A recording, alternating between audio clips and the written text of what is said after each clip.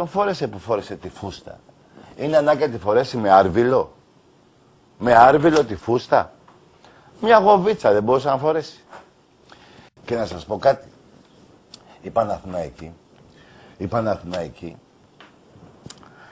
πάνε να το περάσουν ότι είναι ο Σταρ, πώς τους λένε αυτούς, φοράει φούστα. Εντάξει, κάποτε η Γαρμπή, τι είχε πει ένα τραγούδι. Να, μου φέρανε και μια φούστα. Μου φέρανε τη φούστα. Λοιπόν, είστε για κλάματα. Είστε για κλάματα. Λοιπόν, ακούστε κάτι τώρα. Αυτοί κάποιοι που είναι του ίδιου τρυπήματος, καταλαβαίνετε ποιον τρυπήματος, λένε ότι ρε παιδί μου είναι Σταρ, δικαιούται. Σοπα ρε. Δηλαδή εσύ που το λες ρε δημοσιογράφε, που το λες και στους οπαδούς του Παναθηναϊκού ή και κάποιοι Παναθηναϊκοί, ότι είναι Σταρ και δικαιούται. Πες ότι είχες μια κόρη και σου φέρνει ένα από τον Άγιο Παντελεήμονα, μαύρο. Έρχονταν από τον Άγιο Παντελεήμονα ένας μαύρος και σου λέγε μπαμπά, να πώς το λένε μου, ο άντρας μου. Μπράβο. Και μπαίνει ο άντρας της με τη φούστα. Θα το δεχτείς? Αυτά είναι για σας. Εμείς οι Ολυμπιακοί, εγώ θα σας πω κάτι. Δεν θα πω για τον Γιώργο τον Δελικάρη που αγαπάω και τον έχω για είδαλμα. Θα πούμε για τον Γιωβάνι. Παράδειγμα, για ξένο παίχτη. Γι' αυτό λέω για ξένο. Όχι, να τελειώσουμε αυτό το θέμα. Θα το δεχτείτε ρε Σταρ?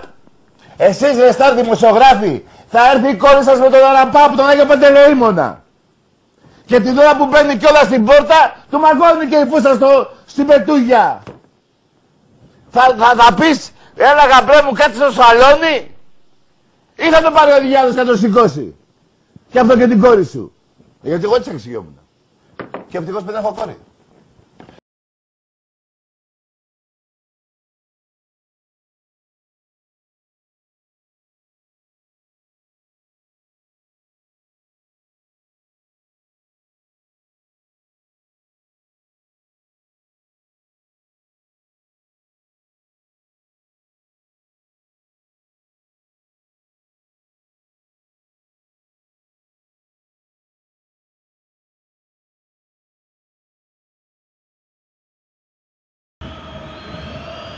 Σισε με τον Μέλμπεργκ, νικητής ο Σουηδός.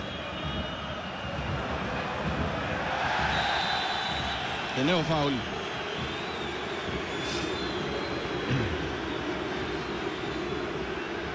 Εδώ, κράτησε από τη φανέλα ο Λέτο.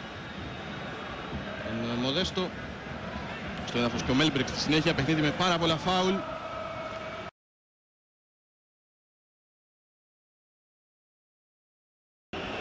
Βίντρα. Ζήτησε τον Σισε. Σε θέση offside ο Τζιμπρίλ Σισε. Δεν έχει γίνει καθόλου αυτό που το βλέπουμε, είναι εκτεθειμένος εδώ ο Σισε.